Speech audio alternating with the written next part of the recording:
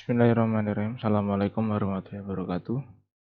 Oke, kita ke sesi selanjutnya ya, yaitu tentang analisis dan desain balok tampang T dan L.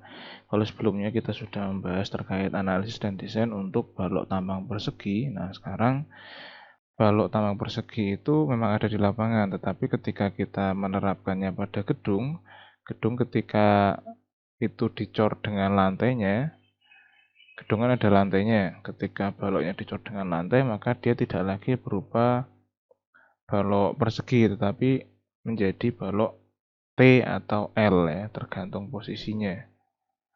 Nah, subtopik bahasan kita kali ini yang pertama adalah pengantar dulu, kemudian definisi balok penampang T dan definisi balok penampang L, analisis dan desain untuk balok penampang L dan T, dan contoh desainnya. Nah, pada struktur gedung, umumnya balok dan plat lantai ini dicor bersama. Ini kalau dilihat ya, ini ketika pembangunan gedung, ini ketika disiapkan untuk pengecoran, jadi baloknya itu yang ini. Yang cekungan ini adalah baloknya, kemudian yang di atasnya adalah pelat. Nah, pengecorannya dilakukan secara bersamaan, balok dan pelatnya. Ketika sudah mengeras, maka akan menjadi satu kesatuan seperti ini. Jadi, ketika dibuat balok dan pelat ini dicor bersamaan sehingga menjadi kesatuan struktur yang monolit atau tidak terpisahkan. Balok dan pelat lantai yang monolit ini bekerja bersama dalam mendukung beban karena mereka menjadi satu kesatuan tadi. Sehingga tidak lagi kita temui bentuk balok yang persegi pada balok yang menyatu dengan plat lantai. Pada bagian ini kalau dilihat pada penampang seperti ini akan menjadi penampang T, tidak lagi menjadi persegi. Pada umumnya balok dan plat lantai beton dicor menjadi satu kesatuan yang monolit sehingga keduanya berfungsi secara bersama-sama dalam mendukung beban. Akibat momen lentur positif yang di tengah ya, tegangan desak akan terjadi pada bagian atas balok, yaitu pada seluruh bagian pelat atau sebagian balok atau hanya pada sebagian tebal pelat saja. Jadi kalau ada balok seperti ini, kalau kita iris A dan B, di posisi A dia akan terjadi tariknya di atas, desaknya di bawah karena momennya negatif ya. Tapi apabila kita iris pada B, pada momen positif itu akan seperti biasa, tariknya di bawah, desaknya di atas. Tetapi yang akan terjadi di sini adalah garis netral tidak lagi di tengah penampang persegi, tetapi agak ke atas. Karena sebagaimana prinsip titik berat ya, yang di atas ini lebih besar gitu. Jadi dia akan larinya ke atas titik beratnya. Akan bergeser ke atas garis netralnya. Kemudian untuk tegangan desaknya itu bisa terjadi pada keseluruhan pelat dan sampai keturun sebagian badan, atau juga bisa terjadi hanya pada sebagian pelat saja, kemudian sisanya tarik. Jadi ada tarik yang di bagian pelat juga, atau bisa juga pada seluruh bagian pelat, kemudian tepat di perbatasan ini berganti menjadi tarik. Jadi ada 3 kemungkinan itu.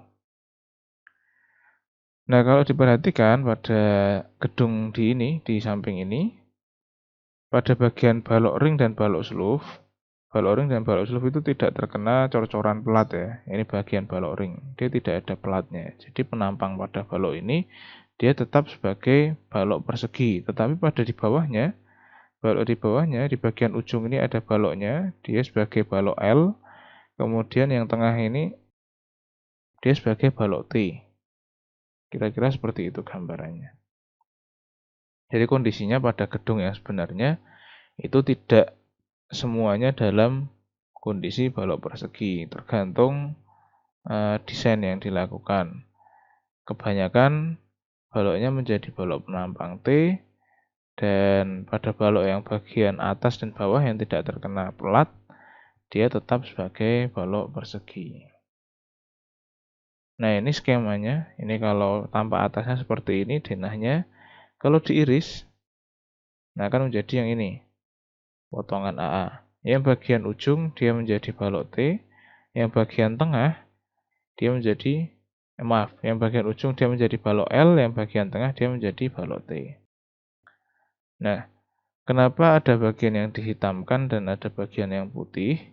Nah, ini akan kita bahas lebih lanjut. Jadi pada balok L dan balok T ini, dia terdiri dari bagian badan dan sayap. Bagian badan itu yang bagian penampang perseginya, bagian sayap adalah bagian yang pada pelatnya. Jadi pelatnya yang menempel pada balok ini disebut sayap, sedangkan badan itu adalah baloknya itu sendiri. Nah, balok itu sendiri itu mempunyai lebar badan ya, atau lebar baloknya yang di bawah ini, dia mempunyai biwi, lebar badan.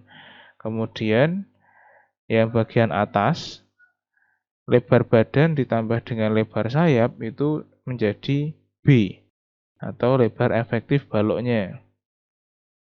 Kemudian tebal pelatnya, karena pelat tadi dianggap sebagai sayap dari balok, maka tebal pelatnya sama dengan tebal sayap. Di sini notasinya HF. Kemudian tinggi total balok dimulai dari permukaan atas pelat sampai permukaan bawah balok itu dinamakan tinggi total balok. Jadi kalau kita bicara baloknya H40 30, kemudian tebal pelatnya 10. Nah, di sini nanti H-nya itu tetap 40. H-nya itu H yang 40/30 itu dimulainya bukan dari permukaan bawah balok tetapi dari permukaan atas pelat. Kemudian ada B1 dan B2 apabila lebarnya bentangannya beda. Jadi B1 ini pada L1, pada bentangan yang L1, kemudian B2 adalah lebar sayap pada bentangan L2. Tapi kalau bentangannya sama, L1 dan L2 sama, maka lebar sayapnya pun sama. Begitu juga untuk yang penampang balok L. Sama tetapi dia sayapnya hanya sebelah saja. Nah, apabila kita punya penampang seperti ini tadi ya. Jadi di sini ada yang di ujung balok L, kemudian ada balok T. Nah, pada balok ini, jadi kalau kita bilang di perencanaan, kita punya balok katakanlah sini tingginya 40, di sini 20 misalkan. Nah, di sini sama, tetap 40 itu adalah dari sini ya, dari permukaan atas sampai bawah balok. Jadi nanti yang atas itu dikombinasikan dengan pelatnya, katakanlah tebal pelatnya itu 12 cm, ini 40 cm ya, 20 cm. Nah, jadi nanti kurang lebih menjadi seperti ini. Nah, ini 40-nya di sini. Kemudian berarti kalau ini 12, berarti yang bawah ini 28 cm. Jadi tingginya yang baloknya sendiri itu tinggal 28 cm. Gitu. Bukan berarti ini tambah kecil, tetapi ini tambah lebar ya. Bukan berarti ini berkurang baloknya. Tidak, baloknya menjadi balok T yang dia punya tambahan ini, punya tambahan sayap. Seperti itu. Konsepnya seperti itu. Nah, ini untuk bagian-bagiannya seperti yang saya ceritakan tadi. Jadi tinggi ini adalah H, kemudian tebal sayapnya adalah HF atau tebal pelat. Kemudian di sini ada BW. Kalau di sini bentangannya hanya satu, maka dia lebarnya sayap hanya satu. Tapi kalau ada dua dan kebetulan sama bentangannya gitu, nah berarti ini nanti lebar sayapnya sama juga, karena lebar sayap ini ditinjau berdasarkan bentangan yang ada di sampingnya. Ini BW ya, kemudian ini juga BW. Nah, total ini menjadi B. Kemudian ini HF sama ini adalah H-HF atau HW. Ini penampangnya seperti ini. Nah, lebar BF itu tergantung